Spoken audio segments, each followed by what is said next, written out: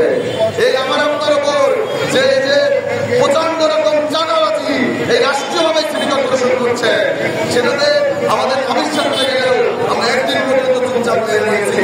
আজকে দেখছি নাগরিক মানুষের মাথার উপর ছাদ কেড়ে নেওয়ার জন্য এই সিটি কর্পোরেশন করে দিয়েছে। আমরা খুব পরিষ্কার করে বলতে চাই, যে মানুষগুলো এই নগরীকে বসবাসযোগ্য করে রেখেছে, যে মানুষগুলোর কারণে এই নগরীর রাস্তাঘাটে এখন চলাফেরা করা যায়, সেই মানুষের মাথার ছাদটা যদি কেড়ে নেওয়ার চেষ্টা করে ওই সামান্য 2%-4% জমি দখল করার পায়খানা যদি এই সিটি কর্পোরেশন এবং এই সিটি কর্পোরেশনের প্রশাসনের মানুষ আজকে উঠতে পারে না।